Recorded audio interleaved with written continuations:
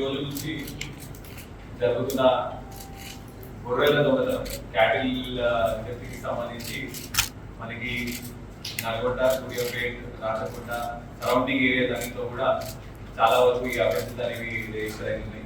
దీని మీద ప్రత్యేక టీం ఒకటి సిసిఎస్ ఇన్స్పెక్టర్ గారు, డిఎస్పీ నల్గొండ గారి ఆధ్వర్యంలో ఫామ్ చేసిన తర్వాత దీని మీద కేసులు అన్ని కూడా మనం తీసుకొని వర్కౌట్ చేయడం జరిగింది. దీంట్లో మేము ఇంటెలిజెన్స్ మీద, ప్రాపర్ ఇన్ఫర్మేషన్ మీద 4 టీమ్ మెంబర్స్ ని 4 టీంలను పట్టుకోవడం జరిగింది. ఈ 4 టీంలు కూడా వేరుగా ఆపరేట్ చేస్తారు. వీళ్ళ బేసిక్ మోడల్స్ ఆపరేట్ ఏంటంటే, వీళ్ళు ఫస్ట్ ఒక కార్ వీళ్ళు పర్చేస్ చేసుకొని ఆ కార్లో ఉన్న బ్యాక్ సీట్ తీసేసి అక్కడ గొర్రెలు పట్టే విధంగా ఆ బ్యాక్ సీట్ ని కూడా మొత్తం అడ్జస్ట్ చేయడం జరుగుతుంది. వీళ్ళు వెళ్ళే ప్రతి ఒక్క లొకేషన్ లో కూడా మార్నింగ్ లేకపోతే ఈవినింగ్ టైంలో అవుట్స్కర్ట్స్ లో ఉన్న ఇల్లు, కార్నర్ లో ఉన్న ఇల్లు, అక్కడ ఉన్న గొర్రెలన్నీ కూడా వీళ్ళు టార్గెట్ చేసుకున్న తర్వాత రాత్రి మళ్ళీ అందరూ పడుకున్న సమయంలో 2 o'clock 3 o'clock ఆ సమయంలో వీళ్ళతో పాటు కంపల్సరీ ఒక లేడీని పెట్టుకొని, లేడీని పక్క సీట్ లో కూర్చోబెట్టుకొని డ్రైవర్ ఉండి రాత్రి అందరూ పడుకున్న సమయంలో వెళ్ళి గొర్రెలు ఎత్తుకొని వాటిని దొంగలించి మళ్ళీ అదే కార్లో వెనక డిక్కీలో ఎవరికి కనపడుతుందో దాని మీద మళ్ళీ ఒక షీట్ లాగా కప్పేసి దొంగతనం చేయడం జరుగుతుంది. కావాలని లేడీస్ ఉంటే మనల్ని ఎవరు పోలీస్ స్టేషన్ లో కూడా పట్టుకోరు అనే ప్లాన్ తో వీళ్ళు చేయడం జరిగింది. ఒకసారి దేవరకొండలో కూడా వెహికల్స్ చెకింగ్ పట్టుకున్నప్పుడు కూడా వైజాగ్ కాలనీకి వెళ్ళి వస్తున్నాం అని చెప్పి అలా పారిపోవడం జరిగిన సందర్భాలు కూడా ఉన్నాయి. సో ఈ 4 బృందాల్లో కూడా మేజర్ గా మనము వరికుప్పల రవిది ఒక టీం, ఇతని టీం మొత్తంలో ఒక 8 మెంబర్స్ దాకా మనము పట్టుకోవడం జరిగింది. రెండవ టీంలో వల్లెపు ప్రసాద్, ఇతని టీంలో కూడా 2 ఉన్నారు. 4వ టీంలో ఒక 4 వంశీ టీం ఇది.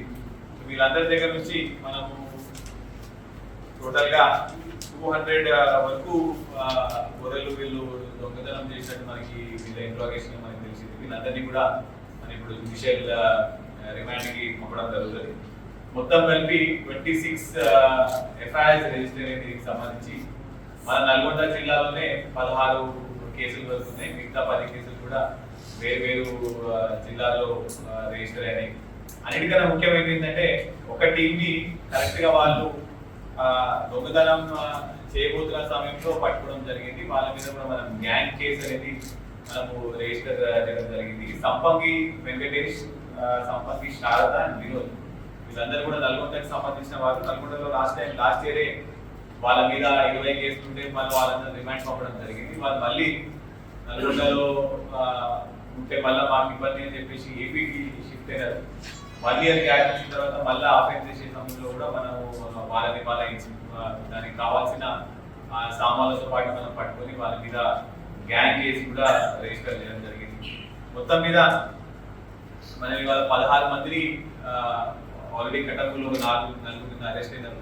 ఇవాళ ఇంకొక 12 మందిని మనం అరెస్ట్ చూపిస్తున్నాము.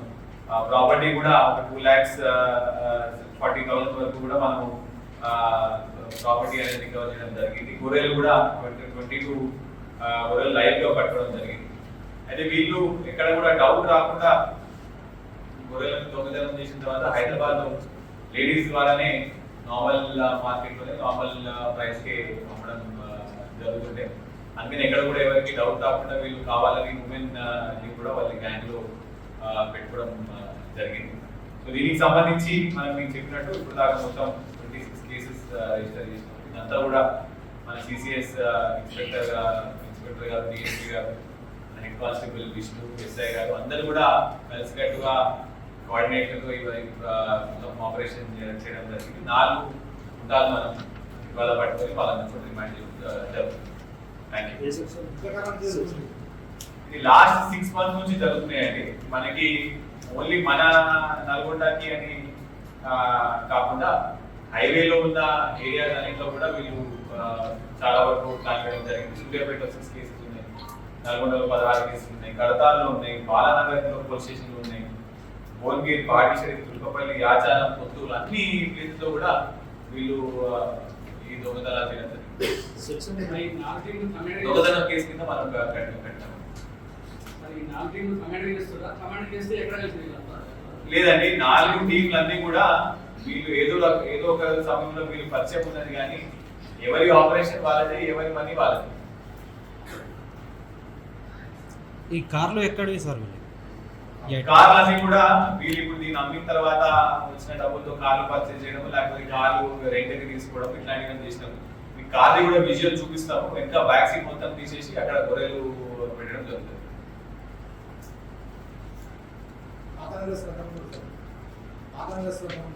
వీళ్ళు అందరి మీద పాత కేసులు ఉన్నాయండి. మేము పట్టుకున్న గ్యాంగ్ కేసు కట్టిన వాళ్ళ మీద అయితే లాస్ట్ టైం 26 కేసెస్ ఉన్నప్పుడు లాస్ట్ ఇయర్ మార్చిలోనే వాళ్ళు రిమాండ్ చేయడం జరిగింది.